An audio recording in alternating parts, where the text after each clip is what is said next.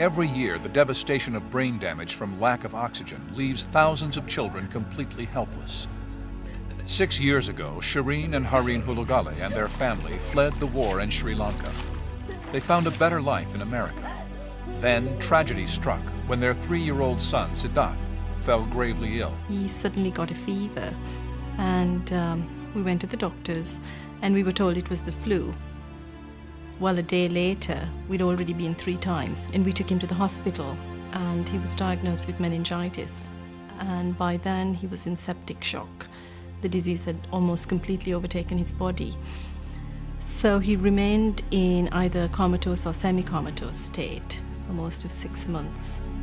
Basically, we had a son who walked into the hospital, and 6 months later, he came home as helpless as a newborn. We realized that conventional medicine was not going to be the only answer. It was going to be a part of the puzzle in solving Siddharth's illness. As Shireen sought ways to help her son, she learned that many brain-damaged children improve with hyperbaric treatment. I found out about hyperbaric oxygen therapy, but then at that point, I couldn't find anybody to treat Siddharth. None of the clinics were willing to treat him, either because he was a child or because he had a seizure disorder. And that's when we came across the Santa Monica Hyperbaric Oxygen Clinic. The Hyperbaric Oxygen Clinic of Santa Monica helps children with neurological brain disorders. Shireen Hulugale's son, Siddharth, has been coming here for treatment for 2 years. After 80 hyperbaric chamber sessions, Siddharth can now do many things other kids his age enjoy. Dr. John Cassidy, medical director of the clinic, has helped many children with special needs. This morning is probably a typical day here at our hyperbaric center. Today we'll be treating a dozen or so patients with a variety of diagnoses. There are a number of people being treated for classical indications for hyperbaric oxygen, and then we also will be treating a number of people with neurological problems. Austin was a normal, happy little girl until she fell into the family swimming pool and nearly drowned. By the time she was rescued, her oxygen-starved brain cells were dying.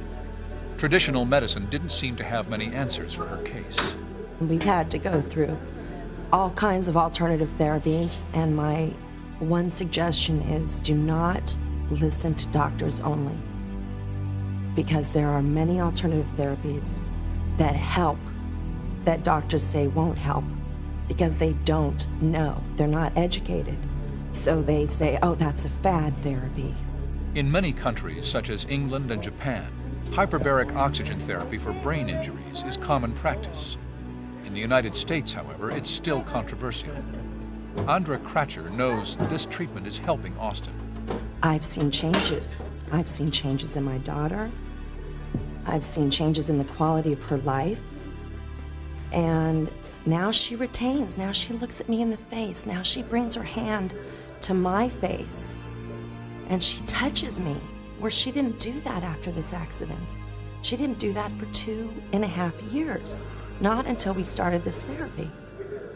When someone suffers an insult to the brain, where there's death of tissue, and a stroke, for example, is death of tissue, there is an area around the area of absolute destruction which may have live cells and dead cells, and many of these cells are alive but barely so.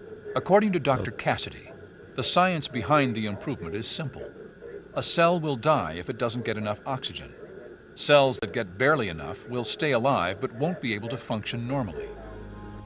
In the hyperbaric chamber, oxygen floods these starving brain cells. In Dr. Cassidy's experience, the oxygen can jumpstart the damaged cells, and then they may function again. Perhaps the most important part of hyperbaric oxygen is its ability to create new microcirculation. It creates new blood vessels.